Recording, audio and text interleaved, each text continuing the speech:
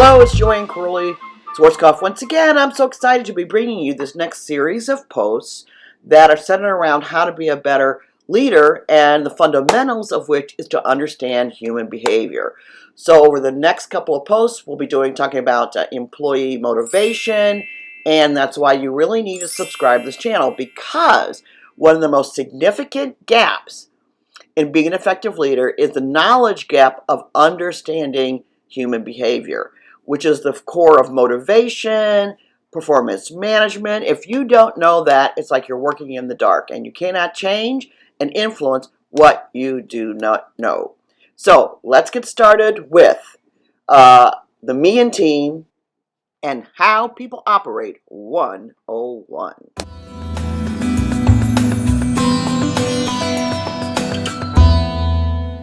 Okay, this is a framework that I use to understand the basics of human behavior.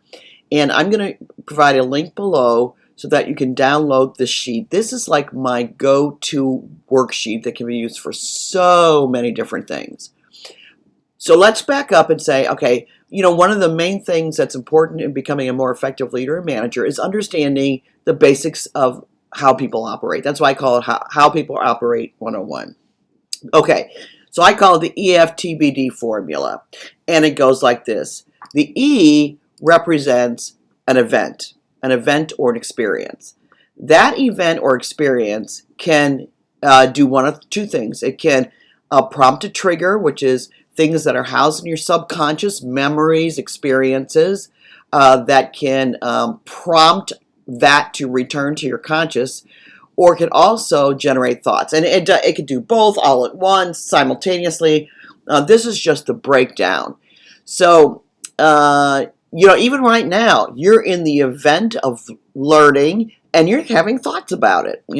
Hopefully they're positive, but you're having thoughts about it. Now, thoughts and triggers generate feelings and emotions. And depending on how long you think of something is going to be the amount, level, degree, depths of what your feelings about it. And what you feel about something will then dictate what decisions you make about that event. Okay? And obviously then the decisions become your behaviors, and that is what we say and what we do, and that in turn is the result. So if you want to change anything, if you want a new result, something in this formula has to change. Now, also too, management side note, many times leaders want to fix behavior, but they don't know how to influence these components that lead up to the behavior. So when we teach self-persuasion coaching, some of the other things that I do with leaders, we teach you how to impact these things first, so that you can get not only perhaps an immediate change, but then a sustained change that comes from the person, not because you're forcing them to or dictating to them to change as well. Okay, now here is a differentiator right here. Every person has their event filtered through a very customized lens. And that lens is comprised of that person's personality, their natural brain wiring, their values, their beliefs, what they believe about that event, whether those beliefs are true or not, rational or not. And all of those are formed from their life experience and their life conditioning. Conditioned meaning repeated feelings and thoughts that now become embedded in the subconscious. And that is what comprises their customized interpreter. Now, I had a video short here a while back. I don't think I posted it yet, but a video short about conflict. And you want to know where conflict resides? Two people can have the exact same experience and interpret it completely different ways. The conflict occurs when you make your interpretation the truth, and you tell someone else their interpretation is not true, though they've experienced it. So it is true and it is real to them. because their interpretation becomes their POV, their perspective. It becomes their truth and their reality, because that reality is then really amplified by their feelings about it. Feelings makes something feel really real, whether it is real or not. So this is a very important thing to understand about how people operate. Remember, their conditioning is their default go-to thinking reactions, behaviors.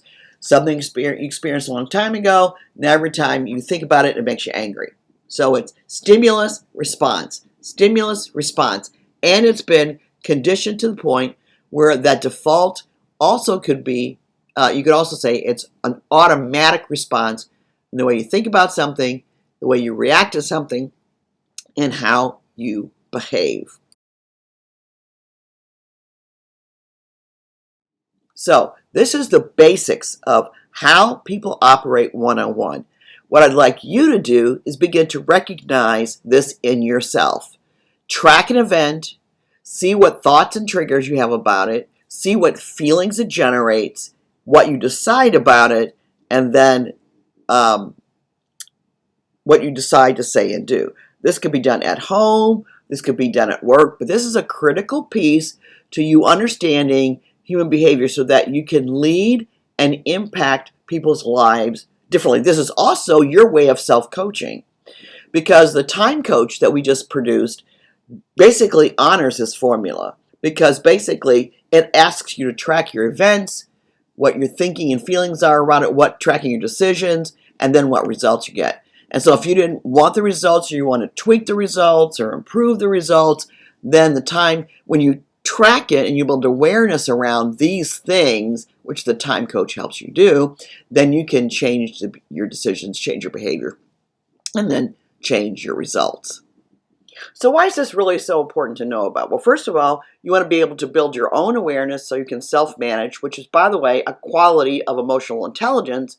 And then you want to be able to see it in others, because the rest of the tools I'll share with you will be about coaching and how to work with this behavior, but you first got to learn to recognize it first, and that's why I'm giving you this formula. Now, obviously, emotions, all doesn't happen like exactly 1, 2, 3, 4, 5 in this rigid format. Sometimes you'll have emotions that are like a 0 to 100, but this is certainly a way to back into it. If you ever ask yourself, well, why does someone behave this way? You could take this formula and work through it. By the way, this also is a great coaching conversation tool, which I'll post in another video in the next month or so. But in any event, just know that this is how people operate one-on-one. Don't be naive about behavior. And by the way, always believe the behavior over the words. Behavior never lies.